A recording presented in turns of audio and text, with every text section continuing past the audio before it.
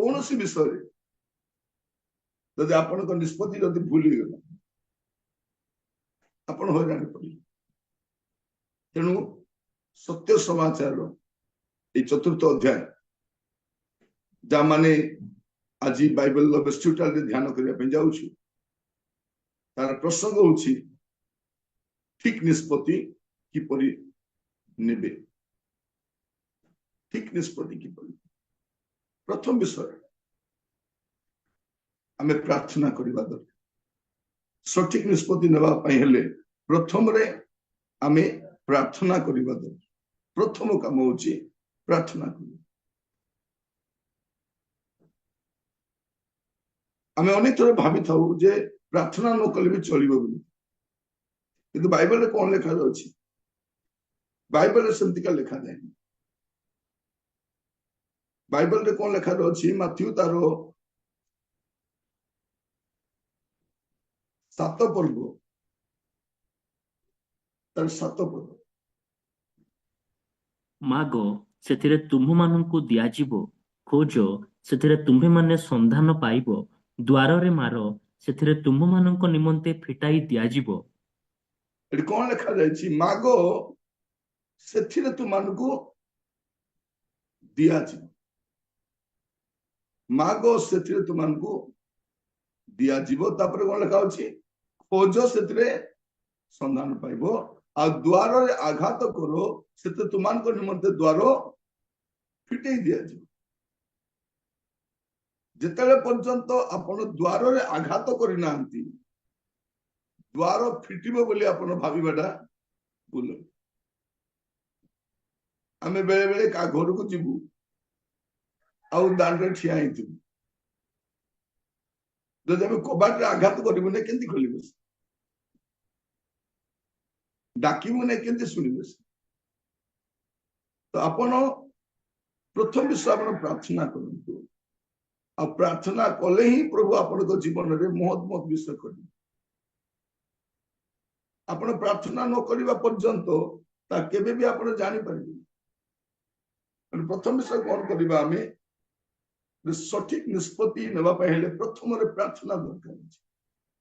आमे से पद पुनी थर पढिबा। आमे पढि त जानि छु। आमे जिरमिया 33 पर्व 3 पद, जिरमिया 33:3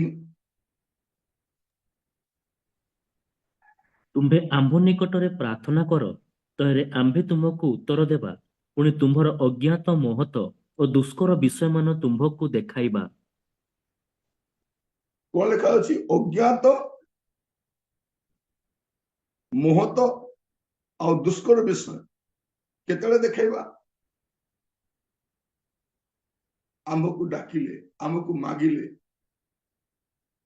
आमान को जीवन रे आमे बहुत बड़ बड़ विषय अपेक्षा करूछु, किंतु प्रार्थना रु ही आरंभ होइता है। तेणु एई वर्ष बा आगामी समय रे आपण निष्पत्ति नेबा पूर्व प्रथम काम कोन करिवे? प्रार्थना करिवे। प्रार्थना करिवे। जे कोनोसी विषय रे आपण आगेबा पूर्व निष्पत्ति नेबा पूर्व सिद्धांत नेबा पूर्व डिसीजन नेबा पूर्व आपण प्रथम काम कोन करिवे? प्रार्थना करिवे। जदि आमे प्रार्थना करिबार विफल हेलु माने विफल होबा पे कार्य करछु, एटा मन रखिता। जदि आपण प्रार्थना करी कि आगु को बढ़िबे नाही, आपण विफल होबा पे आगु मन रखिता मो विफल हेबी। प्रार्थना माने कोन? मु पारिबी नाही, प्रभु सहाय्य करो बोलियो। प्रार्थना माने कोन? प्रभु मु पारिबी नाही, मते सहाय्य दरकार अछि। प्रार्थना किए करिबो नाही? मु पारिबी बोलिबा लोक प्रार्थना करिबो नाही, मो दे हेबो आ प्रार्थना दरकार नाही। तेणु आपण जे कोनोसी निष्पत्ति नेबा पूर्व प्रथम काम कोन करिवे? प्रार्थना करिवे। आपण देखो हितोपदेश तार 3 पर्व 5 और 6। हितोपदेश 3 और 5 और 6। तुम्हें सर्वांत करण सहित सदा प्रभुଙ୍କ ଠାରେ विश्वास कर और निज सुविवेचन रे आउची पड़ नाही। आपणार सबु गतिरे ताहांको स्वीकार कर, ତହିଁରେ ସେ ତୁମ୍ଭର ପଥ ସବୁ ସରଳ କରିବେ। କଣ ଲେଖା ଯାଉଛି? ତୁମେ ସର୍ବାନ୍ତକରଣ ସହିତ ସଦାପ୍ରଭୁ ଠାରେ ବିଶ୍ୱାସ କର, ନିଜ ସୁବିବେଚନାରେ ଆଉଜି ପଡ ନାହିଁ, ଆପଣାର ସବୁ ଗତିରେ ତାହାଙ୍କୁ ସ୍ୱୀକାର କର, ତହିଁରେ ସେ ତୁମର ପଥ ସରଳ କରିବେ। ପ୍ରଥମ କାମ ହଉଛି ପ୍ରାର୍ଥନା। এই ବର୍ଷ ଆପଣ ଯେକୌଣସି କାର୍ଯ୍ୟରେ ଆଗେଇବେ, ପରବର୍ତ୍ତୀ ସମୟରେ ଆପଣ ଯେକୌଣସି କାର୍ଯ୍ୟରେ ଆଗେଇବେ, ପ୍ରଥମ କାମ କଣ କରିବେ? ପ୍ରାର୍ଥନା କରିବେ। ଯଦି ସମ୍ଭବ ହେଲେ ସଫିସିଏଣ୍ଟ ଟାଇମ ପ୍ରାର୍ଥନା କରିବେ। କୌଣସି ସ୍ଥାନରେ ପଇସା ଲଗାଇବାର ଅଛି, ବିବାହ ପ୍ରସ୍ତାବରେ ଆଗେଇବାର ଅଛି, କ୍ୟାରିୟର ବାଛିବାର ଅଛି, ପ୍ରଥମ କାମ କଣ କରିବେ? ଆପଣ ପ୍ରାର୍ଥନା କରିବେ। ସଠିକ ନିଷ୍ପତ୍ତି ନେବା ପାଇଁ ହେଲେ ପ୍ରଥମରେ ପ୍ରାର୍ଥନା କରିବେ। ଆପଣ ଯଦି ଦେଖିବେ ଫିଲିପିଓ ତାର 4 ପର୍ବ 6 ଆଉ 7 ପଦ। କୌଣସି ବିଷୟରେ ଚିନ୍ତିତ ହୁଅ ନାହିଁ, କିନ୍ତୁ ସମସ୍ତ ବିଷୟରେ ପ୍ରାର୍ଥନା ଓ ବିନତି ଦ୍ୱାରା ଧନ୍ୟବାଦ ସହ ତୁମ୍ଭମାନଙ୍କର ନିବେଦନ ସବୁ ଈଶ୍ୱରଙ୍କ ନିକଟରେ ଜଣାଅ। ସେଥିରେ ସମସ୍ତ ବୋଧର ଅଗମ୍ୟ ଯେ ଈଶ୍ୱରଙ୍କ ଶାନ୍ତି ତାହା ତୁମ୍ଭମାନଙ୍କର ହୃଦୟ ଓ ମନକୁ ଖ୍ରୀଷ୍ଟ ଯୀଶୁଙ୍କ ସହଭାଗିତାରେ ସୁରକ୍ଷା କରି ରଖିବ। ଏଠି କଣ ଲେଖା ଅଛି? ପ୍ରଥମରେ ପ୍ରାର୍ଥନା। କେତେ ସୁନ୍ଦର ଭାବରେ ଏଠି ଫିଲିପିଓ ମାନଙ୍କୁ ଲେଖିବା ସମୟରେ ସାଧୁ ପାଉଲ ଲେଖୁଛନ୍ତି, କୌଣସି ବିଷୟରେ ଚିନ୍ତିତ ହୁଅ ନାହିଁ, କିନ୍ତୁ ସମସ୍ତ ବିଷୟରେ ପ୍ରାର୍ଥନା, ପ୍ରଥମରେ ପ୍ରାର୍ଥନା, ବିନତି, ଧନ୍ୟବାଦ ସହ ତୁମମାନଙ୍କ ନିବେଦନ ସବୁ ଈଶ୍ୱର ନିକଟରେ ଜଣାଅ। ସେଥିରେ ସମସ୍ତ ବୋଧର ଅଗମ୍ୟ ଯେ ଈଶ୍ୱରଙ୍କର ଶାନ୍ତି ତୁମମାନଙ୍କ ହୃଦୟ ଓ ମନକୁ ଖ୍ରୀଷ୍ଟ ଯୀଶୁଙ୍କ ସହଭାଗିତାରେ ସୁରକ୍ଷା କରିବେ। ଆପଣ ଅସ୍ଥିର ହୋଇ କୌଣସି ସିଦ୍ଧାନ୍ତ ନିଅନ୍ତୁନି। ପ୍ରାର୍ଥନା କଲେ ସମସ୍ତ ବୋଧର ଅଗମ୍ୟ ଈଶ୍ୱରଙ୍କ ଶାନ୍ତି ଆପଣ ହୃଦୟରେ ରାଜତ୍ୱ କରିବେ। ଅନେକ ଲୋକ କଣ ନିଷ୍ପତ୍ତି ନେବେ କିଛି ଜାଣିନଥାଉ, ଚାଲ ନିଷ୍ପତ୍ତି ନେଇଯିବା, ପରେ ଦେଖିବା, ପରେ ହେଇଯିବ, ପରେ ହୁଏ ନାହିଁ। ତେଣୁ ପ୍ରଥମ କାମ ଆପଣ କଣ କରିବେ? ଠିକ ନିଷ୍ପତ୍ତି ନେବା ପୂର୍ବରୁ ଆପଣ କଣ କରିବା ଅଛି? ପ୍ରାର୍ଥନା କରିବା ଅଛି। ପ୍ରାର୍ଥନା ଆପଣଙ୍କୁ ଗାଇଡ କରିବ, ଆତ୍ମା ଆପଣଙ୍କୁ ସାହାଯ୍ୟ କରିବେ ସଠିକ ନିଷ୍ପତ୍ତି କିପରି। ତେଣୁ ଏଇ ବର୍ଷ ଆପଣଙ୍କ ଜୀବନରେ ପ୍ରାର୍ଥନାକୁ ଆପଣ ଅଧିକ ଗୁରୁତ୍ୱ ଦେବେ। ପ୍ରାର୍ଥନା। ହିତୋପଦେଶ ଦେଖନ୍ତୁ 16 ପର୍ବ ତାର 2 ଆଉ 3 ପଦ। ହିତୋପଦେଶ 16 2 ଆଉ 3। ମନୁଷ୍ୟର ସମସ୍ତ ଗତି ଆପଣା ଦୃଷ୍ଟିରେ ନିର୍ମଳ, ମାତ୍ର ସଦାପ୍ରଭୁ ଆତ୍ମାମାନଙ୍କୁ ତୌଲନ୍ତି। ସଦାପ୍ରଭୁଙ୍କୁ ତୁମ୍ଭର କାର୍ଯ୍ୟ ସମର୍ପଣ କର, ତହିଁରେ ତୁମ୍ଭର ସଂକଳ୍ପ ସ୍ଥିରୀକୃତ ହେବ। କଣ ଲେଖା ହେଇଛି? ତାକୁ ଭଲ କରିକି ଚିହ୍ନ କରିଥାନ୍ତେ, ଏଟା ବହୁତ କାମରେ ଆସିବା। କାହିଁକି ଆମେ ଯୋଉ ନିଷ୍ପତ୍ତି ଗୁଡାକ ନଉଛୁ, ଏଇଠି ଆମେ ହଇରାଣ ହେବାର ମୂଳ କାରଣ କଣ? ମନୁଷ୍ୟର ସମସ୍ତ ଗତି ଆପଣା ଦୃଷ୍ଟିରେ ନିର୍ମଳ, ସବୁ ଠିକ, ମନୁଷ୍ୟକୁ ସବୁ ଠିକ ଲାଗେ, ମାତ୍ର ସଦାପ୍ରଭୁ ଆତ୍ମା ମାନଙ୍କୁ ତୌଲନ୍ତି। ସଦାପ୍ରଭୁଙ୍କୁ ତୁମର କାର୍ଯ୍ୟ ସମର୍ପଣ କର, ତହିଁରେ ତୁମର ସଂକଳ୍ପ ସ୍ଥିରୀକୃତ ହେବ। ଆପଣଙ୍କର ସଂକଳ୍ପ, ଆପଣଙ୍କ ଇଚ୍ଛା ସ୍ଥିରୀକୃତ କେମିତି ହେବ? ସଦାପ୍ରଭୁ ଠାରେ ଆପଣଙ୍କର କାର୍ଯ୍ୟକୁ ସମର୍ପଣ କରିବେ। ତ ପ୍ରଥମ କାମ କଣ କରିବା ଉଚିତ? ଆମେ ପ୍ରଥମ କାମ ହଉଛି ଆମେ ପ୍ରାର୍ଥନା କରିବେ। ଠିକ ନିଷ୍ପତ୍ତି କିପରି ନେବେ? ପ୍ରଥମରେ ଆପଣ ପ୍ରାର୍ଥନା କରିବେ। ଦ୍ୱିତୀୟରେ କଣ କରିବେ? ଦ୍ୱିତୀୟରେ ବାକ୍ୟର ନିର୍ଦ୍ଦେଶ ମାନିବେ। ବାକ୍ୟ କଣ ନିର୍ଦ୍ଦେଶ ଦଉଛି? ବାକ୍ୟ ମତେ କଣ ଚାଳନା ଦଉଛି? ଆପଣ ଦେଖିବେ ସେଇ ଦିନ ମାନଙ୍କରେ ପ୍ରଭୁ ବାକ୍ୟ ଦ୍ୱାରା ଆପଣଙ୍କୁ କଥା ହେବେ। ଆପଣ କୋଉଠି ଯାଇଥିବେ, ବା କାହା ଘରକୁ ଯାଇଥିବେ, ବା କୌଣସି ବହି ପଢୁଥିବେ, ବା କୌଣସି ଦାସ ଆସିଥିବେ, ସେ ଆପଣଙ୍କ ବିଷୟରେ ଜାଣନ୍ତି ନାହିଁ, କିନ୍ତୁ ସେ କହିବା ସମୟରେ ଆପଣଙ୍କୁ ପ୍ରଭୁ ଜଣେଇବେ ସେ ଦାସଙ୍କୁ। ପ୍ରଭୁ ଜଣେଇବେ। तो द्वितीय विषय आपण वाक्यर निर्देश दिने जने भाई से सेवा कार्य जाइछंती और सेवा कार्य जाइछंती सेपटे आ कौन है से बहुत निराश है कि फेरुछंती बहुत निराश है कि फेरुछंती और बहुत व्यतिव्यस्त अछंती मु बस स्टैंड रे गली और टिकट नेली बस टिकट नेली तापरे मु जो रास्ता रे जीवा कथा से रास्ता न जाइकी चलो आज एई रास्ता देके जीवा बोली मु जाउछि आ गला बेल को तांको देखाइला कथाबार्ता हेलु तापरे कथाबार्ता हो मु गुडे कथा तांको कहली कहला से कांदी पकाउछन मु कहली भाई कोन हला आपण कांदुछन कहले भाई एबे एई विषय गुडा को ही मु चिंता करी कासुती कौन करी केमिति हबो किए मते गाइड करिवो कौन आपण से विषय गुडा कहउछन तापर रास्ता रो साइड टिके गलु तापरे प्रार्थना कलु तापर मु कहली भाई सकाल समय आपण जलखिया टिके कर दियंतु जलखिया करंतु कहले आउरी कांदी पकेले से कहली भाई कौन है आपण खाली गादुछन सकाल कहले भाई मते एबे किछि पैसा नै भाई मु जलखिया केंती करि बोली भाबुथि जलखिया कले तापर से आगु को बढ़िले मोर कहिबार उद्देश्य आपण देखिबे जदि आपण प्रार्थना करथिबे प्रभु आपनकु ताको दासमान को द्वारा हो वाक्य द्वारा हो वाक्य माध्यम रे आपण को से दिग निर्णय करेबे साहाय्य करिबा आपण देखिबे जीवस्व तार प्रथम अध्याय 8 पद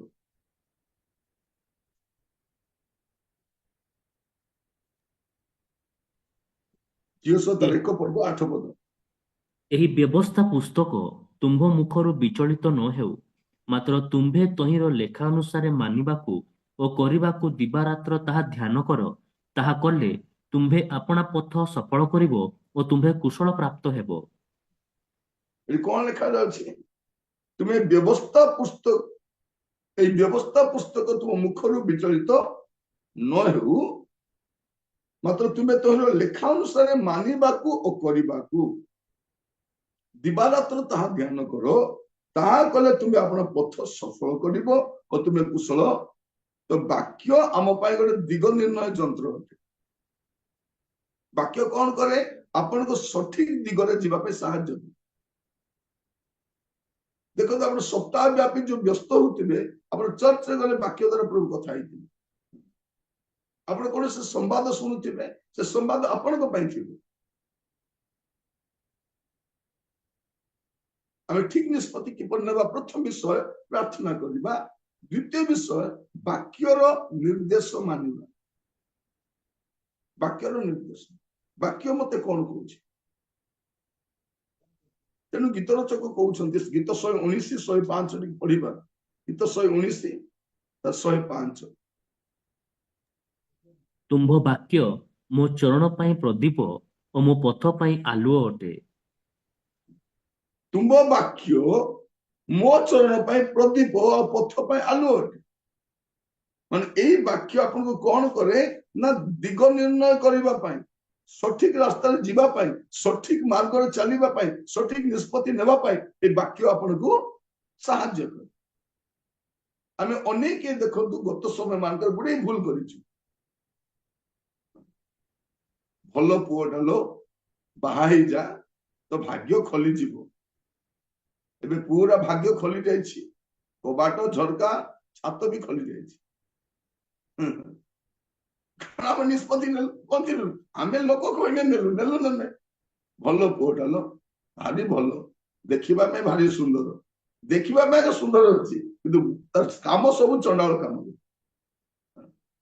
भारी भलो तो भाग्य खोली जीवो एबे भाग्य चारियाडे खोलिछि एबे से अनाउछि चारियाडे भाग्य आका दुष्ट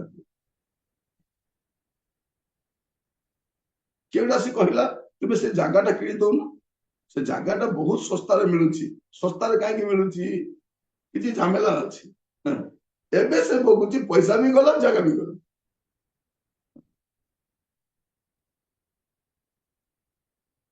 ମୁଁ କହିବା ପାଇଁ ଚାହେଁ ଆପଣ ପ୍ରାର୍ଥନା କରନ୍ତୁ। ଠିକ ଅଛି ଆମେ ପ୍ରାର୍ଥନା କରିବୁ, ଠିକ ଅଛି ଆମେ ଟିକେ ଅପେକ୍ଷା କର, ଆମେ ପ୍ରାର୍ଥନା କରିବୁ। ମୋର ବି ଏମିତି ପ୍ରସ୍ତାବ ଆସିଥାଏ, ଗୋଟେ ଝିଅଟା ସେ ବାଇବେଲ କଲେଜରେ ପଢି ଆସିଛି ହେଲା, ମତେ କହିଲେ ତୁମେ ବି ମିନିଷ୍ଟ୍ରି କରୁଛ, ୟାକୁ ଯଦି ତୁମେ ବାହା ହବ ତୁମର ଭାଗ୍ୟ ଖୋଲିଯିବ। ଖୋଲିଗଲା ମୋର ଭାଗ୍ୟ। ମୁଁ କହିଲି ଟିକେ ପ୍ରାର୍ଥନା କରିକି କହିବି। ସେମାନେ କହିଲେ ଏ ପ୍ରାର୍ଥନା ପ୍ରାର୍ଥନା କରିବା ଟାଇମ ନାହିଁ, ଆଗ ହଁ ବୋଲ ପରେ ପ୍ରାର୍ଥନା କର, ବାଇବେଲ କଲେଜରୁ ଆସୁଛି। ମୁଁ କହିଲି ନାଇଁ ନାଇଁ ନାଇଁ, ଗୋଟେ 15 ଦିନ ପ୍ରାର୍ଥନା କରିବି, ପ୍ରାର୍ଥନା ପରେ କହିବି। ଯୋଉ ଦିନ 15 ଦିନ ପ୍ରାର୍ଥନା ସରିଲା ସେଇଦିନ ତାର ମ୍ୟାରେଜ ଠିକ ହେଲା ଗୋଟେ ବ୍ୟାଙ୍କର ଏମ୍ପ୍ଲୟୀ ସହିତ। ପରେ ମତେ କହିଲେ ନିରଞ୍ଜନ ତୋର ଭାଗ୍ୟ ଖରାପ।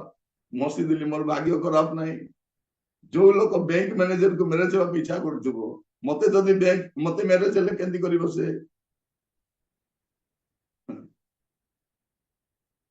ମୁଁ କହିଲି ମୋର ପ୍ରଭୁ କେବେ ଭୁଲ କରନ୍ତି ନାହିଁ। ଯଦି ଆମେ ପରମେଶ୍ୱରକୁ ଅପେକ୍ଷା କରିବା, ପରମେଶ୍ୱର ଆମ ପାଇଁ ଭଲ କାମ କରିବେ। ବାକ୍ୟର ନିର୍ଦ୍ଦେଶ ପ୍ରାର୍ଥନା କରନ୍ତୁ, ଆଉ ବାକ୍ୟ କଣ କହୁଛି ତା ମାନିବା ପାଇଁ ଚେଷ୍ଟା କରନ୍ତୁ। ଗୀତ ସଂହିତା 37 ର ତାର 31। ତାହାର ପରମେଶ୍ୱରଙ୍କ ବ୍ୟବସ୍ଥା ତାହାର ଅନ୍ତରରେ ଅଛି, ତାହାର କୌଣସି ପାଦଗତି ଖସିଯିବ ନାହିଁ। ପରମେଶ୍ୱରଙ୍କ ବ୍ୟବସ୍ଥା ଯଦି ଆପଣଙ୍କ ଅନ୍ତରରେ ଅଛି, ବାକ୍ୟ ଯଦି ଆପଣଙ୍କ ଅନ୍ତରରେ ଅଛି, ଲେଖାଯାଉଛି ତାହାର କୌଣସି ପାଦଗତି ଖସିଯିବ ନାହିଁ। ମାନେ ଆପଣଙ୍କର କୌଣସି ରାସ୍ତାରେ ଚାଲିବା ସମୟରେ ଆପଣ ଖସିବେ ନାହିଁ। ଆପଣ ନିଷ୍ପତ୍ତି ନେଲେ ଆପଣ ସ୍ଥିର ରହିବେ। ପ୍ରିୟ ଭାଇ ଭଉଣୀ ମାନେ, ଯଦି ଆମମାନଙ୍କୁ ଯଦି କିଏ ଆଗରୁ ଏମିତି ଶିଖାଇଥାନ୍ତା ବସେଇକି, ଆମର କେତେ କଣ ହେଇଥାନ୍ତା, ସତ ନା ନାହିଁ?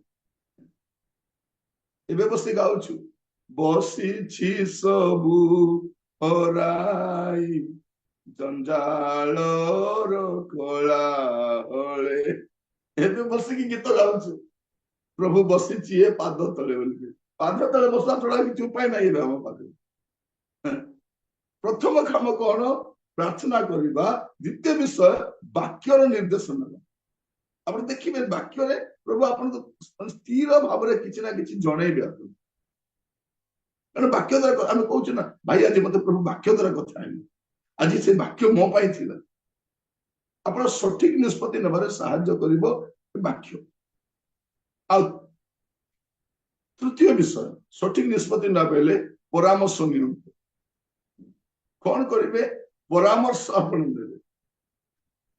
ଅନେକ କଣ ହଉ, ଆମେ ସର୍ବଜ୍ଞ ହେଇଯାଉ। ମୁଁ ଜାଣିଛି, ମତେ ସବୁ ଜଣା, ମତେ କହିବା ଦରକାର, ମତେ ଆଉ ଶିଖାଉ ନାହିଁ। ମୁଁ ଶିଖିବା, ମୁଁ କଣ ଶିଖିବି, ସେ କଣ ଶିଖାଇବେ? ନାହିଁ, କିଛି ଶିଖିପାରିବେ। ଆମକୁ କୁହାଯାଉଛି ପିମ୍ପୁଡି ପାଖକୁ ଯାଉ ଆଉ ଶିଖ ବୋଲି। କାହା ପାଖକୁ? ଆମେ ପୁଣି ପିମ୍ପୁଡି ପାଖକୁ ଯିବୁ। ଯେ ବିଏ ଏମଏ କରିଛି, ପିଏଚଡି କରିଛି, ଲେକ୍ଚରର ହେଇଛି, ବ୍ୟାଙ୍କ ମ୍ୟାନେଜର ହେଇଛି, ଟିଚର ରିଟାୟାର୍ଡ ହେଇଛି, ସେ କୋଉଠି ଯିବ? ପିମ୍ପୁଡି ପାଖକୁ। ମୁଁ ପୁଣି ପିମ୍ପୁଡି ପାଖକୁ ଯିବି।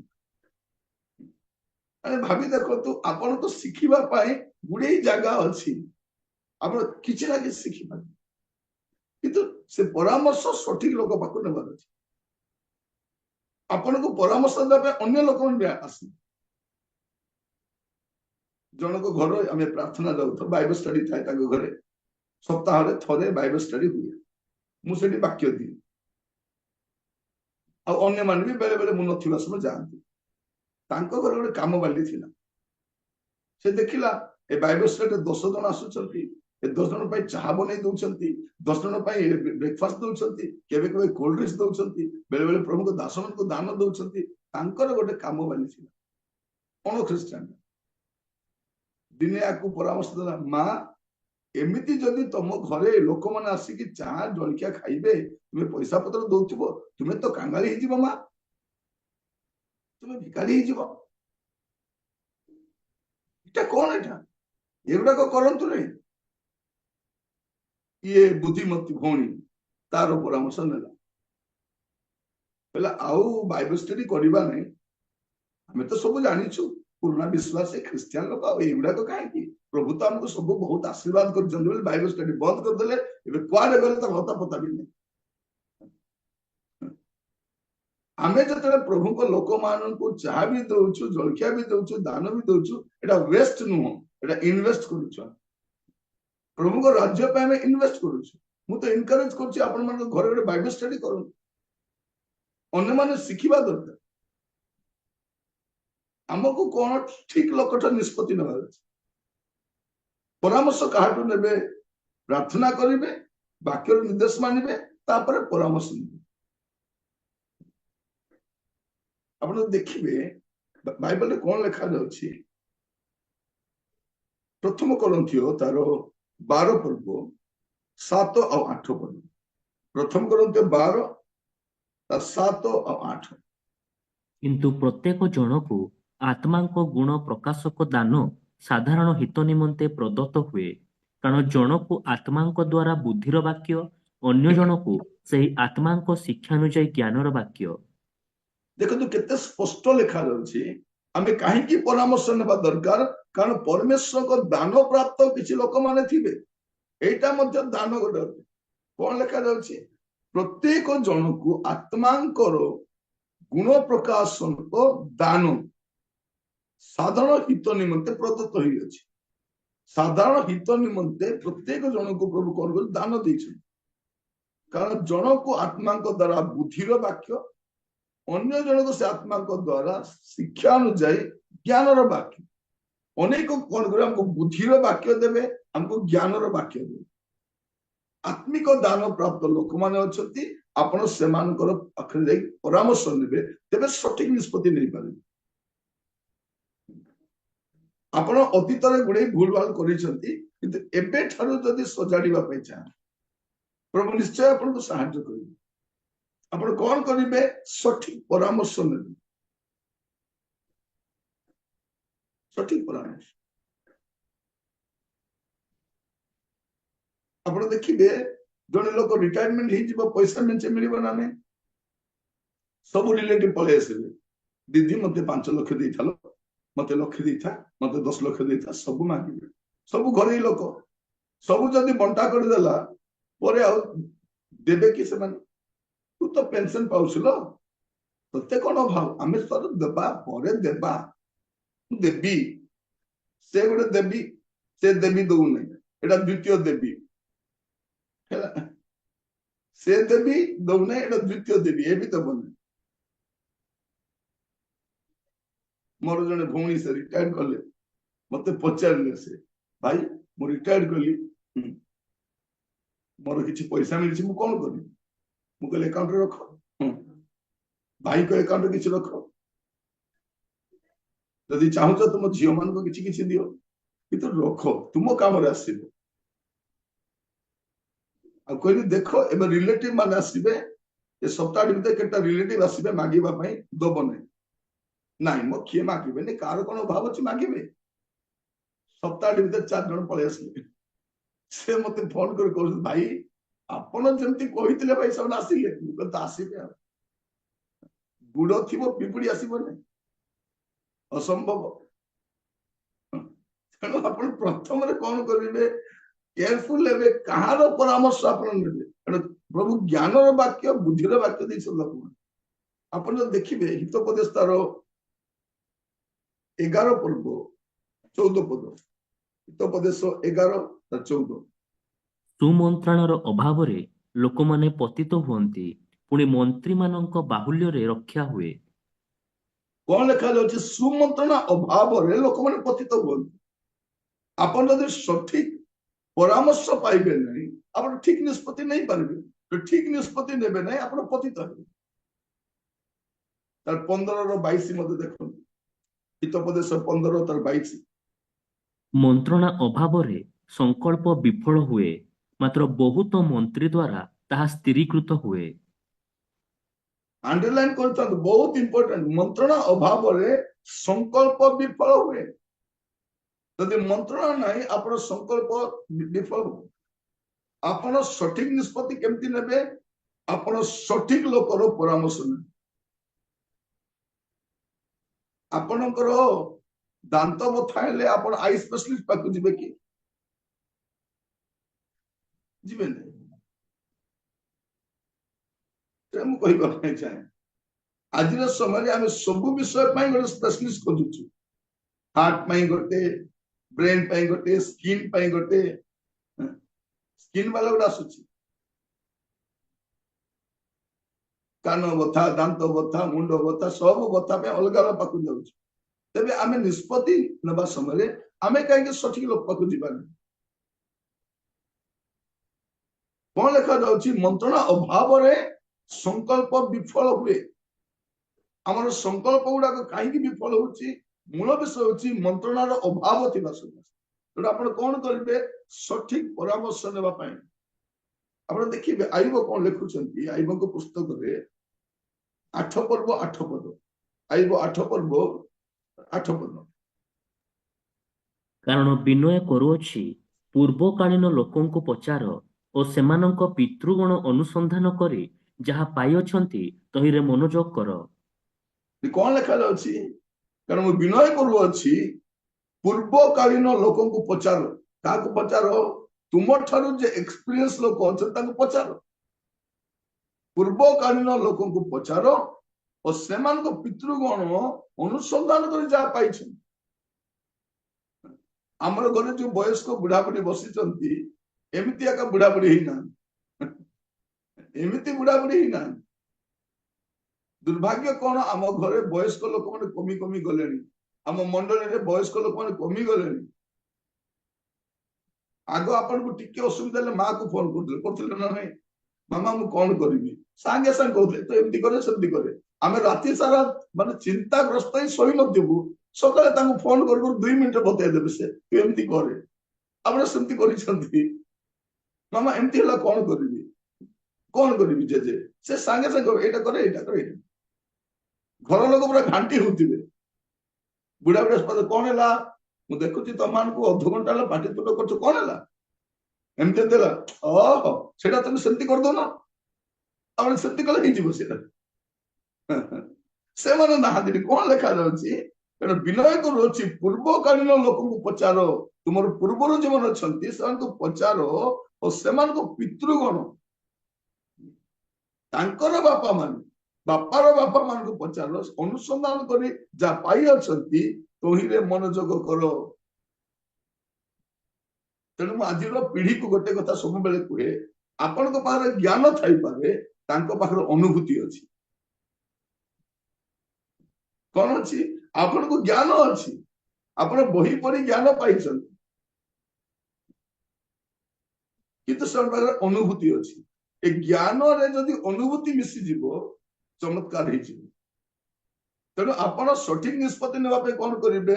ପ୍ରଥମ ବିଷୟ ପ୍ରାର୍ଥନା କରିବେ, ଦ୍ୱିତୀୟ ବିଷୟ ବାକ୍ୟର ନିର୍ଦ୍ଦେଶ ମାନିବେ, ଆଉ ତୃତୀୟ ବିଷୟ ଆପଣ ପରାମର୍ଶ ନେବେ। ପରାମର୍ଶ ନେବେ। ବେଳେ ବେଳେ ଦେଖିବେ ଲୋକମାନେ ଜମି କିଣିବା ପୂର୍ବରୁ ପଚାରିବେ, ଘର ବନାଇବା ପୂର୍ବରୁ ପଚାରିବେ, ଗାଡି କିଣିବା ପୂର୍ବରୁ ପଚାରିବେ। ସେଇଥିପାଇଁ କାଉନ୍ସିଲର ମାନେ ଅଛନ୍ତି। କାଉନ୍ସିଲିଂ ଦେବା ପାଇଁ କାହିଁକି ଲୋକ ଅଛନ୍ତି? ସବୁ ଡିପାର୍ଟମେଣ୍ଟରେ ଆଜିକାଲି ମେଡିକାଲରେ ଗୋଟେ କାଉନ୍ସିଲିଂ ଡିପାର୍ଟମେଣ୍ଟ ଅଛି। ଆପଣ ଯିବେ, ଲେଖିଦେବେ ତୁମେ ସେଇଠିକି ଯାଅ।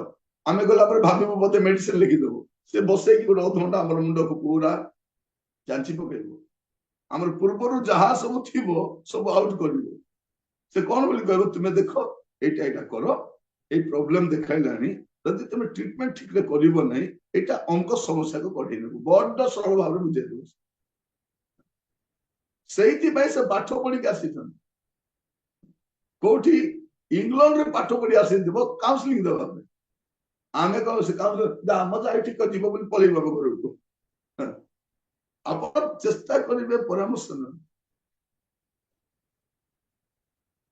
ପ୍ରଭୁ ଆମମାନଙ୍କୁ ଅନୁଗ୍ରହ କର। ଦେଖନ୍ତୁ କଣ ଲେଖାଯାଉଛି, ଏଭଳି ତାର 13 ପର୍ବ 7 ପଦ। ଏଭଳି 13 ପର୍ବ 7 ପଦ।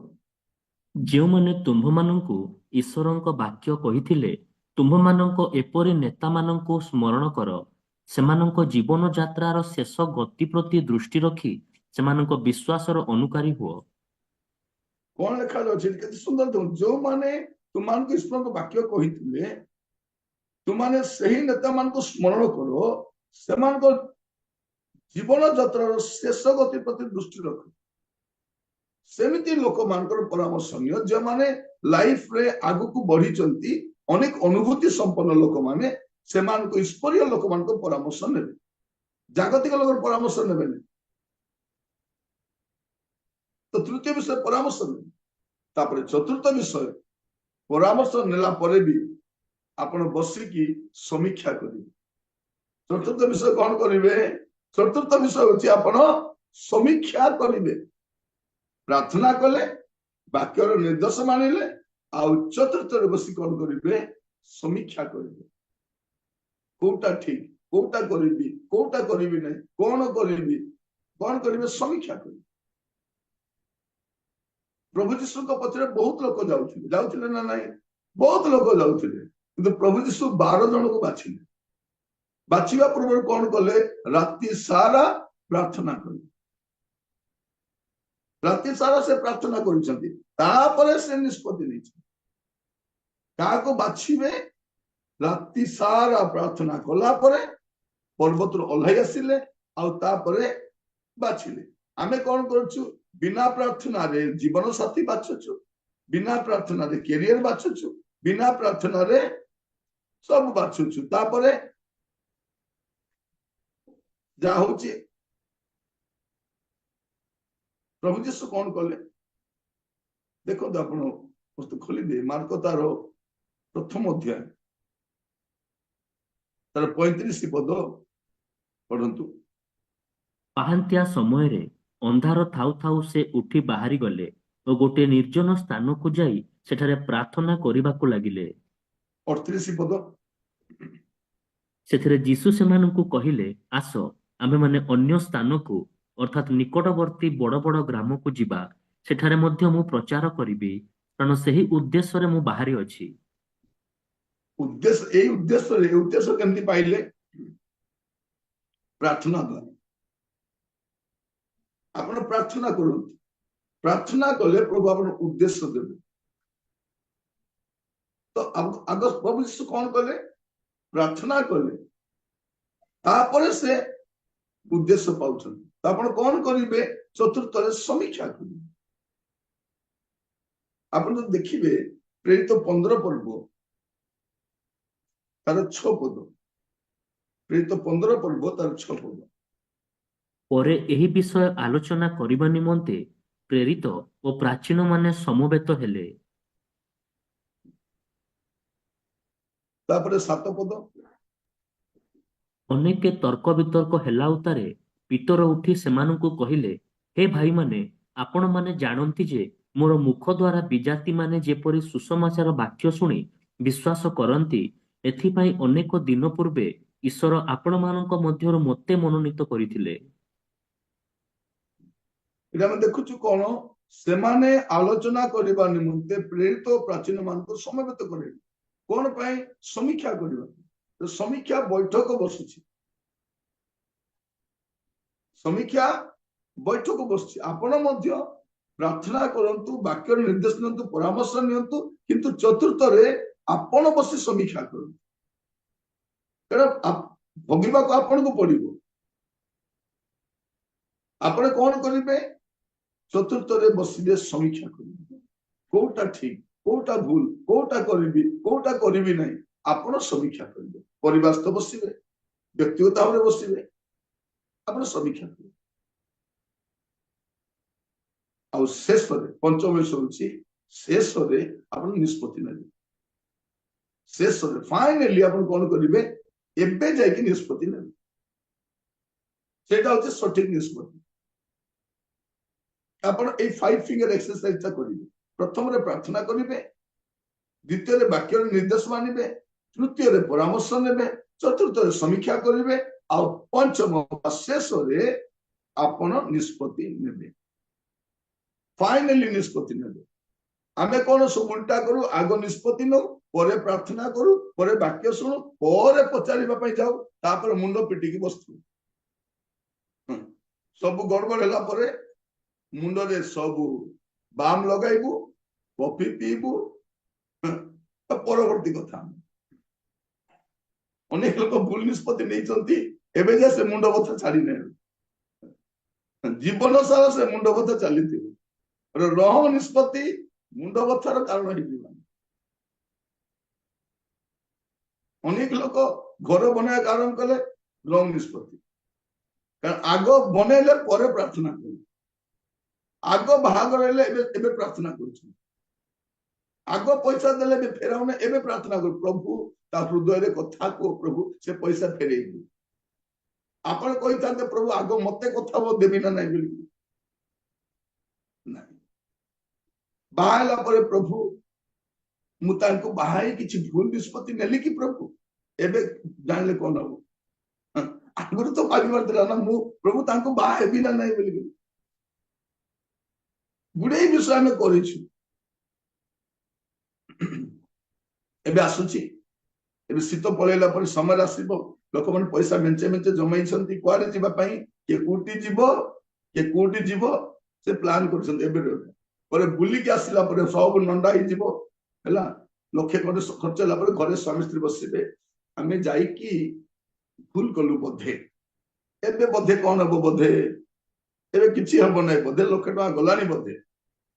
ତେଣୁ ଆପଣ ମାନେ କଣ କରିବେ, ପ୍ରଥମରେ ପ୍ରାର୍ଥନା କରିବେ, ବାକ୍ୟର ନିର୍ଦ୍ଦେଶ ନେବେ, ପରାମର୍ଶ ନେବେ, ସମୀକ୍ଷା କରିବେ, ତାପରେ ଶେଷରେ ନିଷ୍ପତ୍ତି ନେବେ। ନିଷ୍ପତ୍ତିର ଶେଷ ଜାଗା ଥିବାର ଅଛି। ଦେଖିବେ ବେଳେ ବେଳେ ଝିଅ ପାଇଁ ପ୍ରସ୍ତାବ ଆସିବ, ପୁଅ ପାଇଁ ପ୍ରସ୍ତାବ ଆସିବ, ଇଏ ଆଣିବ ସିଏ ଆଣିବ, ଲାଷ୍ଟକୁ ବାପା ମା ବି କହିବେ, ଆଉ ଶେଷରେ କହିବେ ବାବୁ ନିଷ୍ପତ୍ତି ତୋର। ଆଉ କେତେବେଳେ କହନ୍ତି ଏ ନିଷ୍ପତ୍ତି ଫିଷ୍ପତ୍ତି କିଛି ନାହିଁ, ଆମେ ଯାହା କହିଲୁ ତାହା ଫାଇନାଲ। ଏବେ ସେ ଆସି ପାର୍ଟି କରୁଛି, ତୁମେ କହିଲ ପାଇଁ ମୁଁ ହେଲି, ମୋର ଇଚ୍ଛା ନଥିଲା। ଜଣେ କହନ୍ତି ଆଜ୍ଞା ମୋର କଣ ନିଷ୍ପତ୍ତି, ଆଜ୍ଞା ବାପା ମା ଯାହା କହିବେ ତାହା ମୁଁ ଗ୍ରହଣ କରିଦେବି। ମୁଁ କହିଲି ତୁ ଗାଈ ନା ବାଛୁରୀ ନା ଛେଳି, ତତେ ନେଇ କୋଉ ଖୁଣ୍ଟରେ ବାନ୍ଧିଲେ ବାନ୍ଧିବୁ? ବସିବୁ, ବିବେଚନା କରିବୁ, ଚିନ୍ତା କରିବୁ, ଯେ ଯାହା କହୁଛନ୍ତି ଏଇ 5ଟା ବିଷୟ କହିଲି ତାକୁ, ପ୍ରାର୍ଥନା କରିବୁ, ବାକ୍ୟର ନିର୍ଦ୍ଦେଶ ମାନିବୁ, ପରାମର୍ଶ ନେବୁ, ସମୀକ୍ଷା କରିବୁ, ତାପରେ ନିଷ୍ପତ୍ତି ନେବୁ। ମଝିରେ ଫୋନ କରି କହୁଥିଲା ଭାଇ ଆପଣଙ୍କୁ ପରାମର୍ଶ ନେଇନଥିଲେ ଅସୁବିଧା ହେଇଥାନ୍ତା ଭାଇ ମୋର। କହିଲେ ନାଇଁ, ଆପଣ କଣ କରିବେ ଶେଷରେ ନିଷ୍ପତ୍ତି ନେବେ, ନିଷ୍ପତ୍ତି ନେବା ପାଇଁ ଆପଣ ବ୍ୟତିବ୍ୟସ୍ତ ହେବେନି, ଆପଣ ଢେର ସମୟ ନିଅନ୍ତୁ, ପ୍ରଭୁ ଆପଣଙ୍କୁ ସାହାଯ୍ୟ କରିବେ। ହିତୋପଦେଶ ତାର 3 ପର୍ବ 5 ପଦ ପଢିବା, ହିତୋପଦେଶ 3 ପର୍ବ ତାର 5 ପଦ। ତୁମ୍ଭେ ସର୍ବାନ୍ତଃକରଣ ସହିତ ସଦାପ୍ରଭୁଙ୍କ ଠାରେ ବିଶ୍ୱାସ କର ଓ ନିଜ ସୁବିବେଚନାରେ ଆଉଜି ପଡ ନାହିଁ। କଣ କର? ନିଜ ସୁବିବେଚନା ଆଉଜି ପଡ ନାହିଁ। କଣ କର? ନିଷ୍ପତ୍ତି ନେବା ସମୟରେ ଏଇ ସବୁ ପ୍ରାର୍ଥନା କରିବେ, ବାକ୍ୟ, ପରାମର୍ଶ, ସମୀକ୍ଷା, ତାପରେ ଆପଣ ନିଜ ସୁବିବେଚନାରେ ଆଉଜି ପଡିବେ। ଏ ସତ୍ୟ ସମାଚାର ଯାହା ନୂତନ ବର୍ଷରେ ଆମେ ଆରମ୍ଭ କରିଛୁ, ଏଇଟା ବର୍ଷ ସାରା ଆମେ ବିଭିନ୍ନ ପ୍ରସଙ୍ଗର ଆଲୋଚନା କରିବା, ବାକ୍ୟର ସତ୍ୟାସତ୍ୟକୁ ନେଇକି ଆମମାନଙ୍କର ଦୈନନ୍ଦିନ ଜୀବନରେ ଯାହା ପ୍ରয়োଜନୀୟ ତାହା ମାନେ ଷ୍ଟଡି କରିବା ପାଇଁ ଯିବା। ମୁଁ ଆପଣମାନଙ୍କୁ ଅନୁରୋଧ କରିବି, ଆପଣମାନଙ୍କ ପ୍ରିୟଜନ ମାନଙ୍କୁ ବି ଜଣାନ୍ତୁ, ଯେଉଁମାନେ ଏଇ ପ୍ରୋଗ୍ରାମ ଦ୍ୱାରା ଲାଭାନ୍ୱିତ ହେଇପାରିବେ ସେମାନଙ୍କୁ ଜଣାନ୍ତୁ। ସେମାନେ ୟୁଟ୍ୟୁବରେ ଜଏନ ହେଇପାରନ୍ତି ବା ଜୁମରେ ଜଡିତ ହେଇପାରନ୍ତି, କିନ୍ତୁ ଶୁଣିବା ପାଇଁ ସେମାନେ ଠିକ ନିଷ୍ପତ୍ତି ନିଅନ୍ତୁ। କାରଣ ବାକ୍ୟ ଆମକୁ ପ୍ରଭୁ ଦେଇଛନ୍ତି, କାରଣ ବାଇବଲ ହିଁ ଆମ ପାଇଁ ସମାଧାନ ଅଟେ। ବାଇବଲରେ ଆପଣଙ୍କ ସବୁ ସମସ୍ୟାର ସମାଧାନ ଅଛି, ସବୁ ପ୍ରଶ୍ନର ଉତ୍ତର ଅଛି। ତେଣୁ ଆମେ ଏ ସତ୍ୟ ସମାଚାର ଆରମ୍ଭ କରିଛୁ, ଆମର ଦୈନନ୍ଦିନ ଜୀବନରେ, ଆମର ସାମାଜିକ ଜୀବନରେ ଯାହା ଯାହା ଦରକାର ଆମେ ଜାଣିବା ପାଇଁ ସେ ବିଷୟ ଗୁଡାକ ଆମେ ଆଲୋଚନା କରିବୁ। ପ୍ରଭୁ ଆପଣମାନଙ୍କୁ ଆଶୀର୍ବାଦ କରନ୍ତୁ, ସଠିକ ନିଷ୍ପତ୍ତି ନେବା ପାଇଁ ସାହାଯ୍ୟ କରନ୍ତୁ। ପ୍ରାର୍ଥନା କରିବୁ। ଅନୁଗ୍ରହକାରୀ ପିତା ପରମେଶ୍ୱର, ଆମେ ଆପଣଙ୍କୁ ଧନ୍ୟବାଦ ଦଉଛୁ। ପ୍ରଭୁ ଆଜିର ସତ୍ୟ ସମାଚାରର ଏଇ 4ର୍ଥ ଅଧ୍ୟାୟରେ ପ୍ରଭୁ ଆପଣ ଆମମାନଙ୍କ ସହିତ କଥା ହେଇଛନ୍ତି, ଆମେ କିପରି ଠିକ ନିଷ୍ପତ୍ତି ନେଇପାରିବୁ। ପ୍ରଭୁ ଆପଣ ଆମମାନଙ୍କୁ ବାକ୍ୟର ନିର୍ଦ୍ଦେଶ ଦେଇଥିବାରୁ ଧନ୍ୟବାଦ ଦିଅ। ପ୍ରଭୁ ମୁଁ ପ୍ରାର୍ଥନା କରୁଛି, ପ୍ରତ୍ୟେକକୁ ଅନୁଗ୍ରହ କର, ପ୍ରତ୍ୟେକକୁ ଦୟା କର ପ୍ରଭୁ, ଯେପରି ଆଗକୁ ଭୁଲ ନିଷ୍ପତ୍ତି ନ ନେବେ ଏଥିପାଇଁ ସାହାଯ୍ୟ କର। ପ୍ରଭୁ ଅନେକ ଭୁଲ ନିଷ୍ପତ୍ତି ନେଇଛନ୍ତି, ବସିକି ଆତ୍ମସମୀକ୍ଷା କରିବା ସମୟରେ ଆତ୍ମାଙ୍କ ଦ୍ୱାରା ବାକ୍ୟ ଦ୍ୱାରା ଏବେ ମଧ୍ୟ କଥା ହବ। ଅନ୍ୟର ପରାମର୍ଶ ନେବା ସମୟରେ ଯେପରି ସଠିକ ପରାମର୍ଶ ପାଇପାରିବେ ସାହାଯ୍ୟ କର, ଯେପରି ଶେଷରେ ନିଷ୍ପତ୍ତି ଭଲ ଭାବରେ ନେଇପାରିବେ। ପ୍ରତ୍ୟେକକୁ ଆପଣଙ୍କ ହସ୍ତ ରଖିବି, ଆପଣଙ୍କ ଦୟାଗୁଣରେ ବଢି ନିଅନ୍ତୁ। ଆଦର ମହିମା ଆପଣଙ୍କୁ ଦେଇ ପ୍ରାର୍ଥନା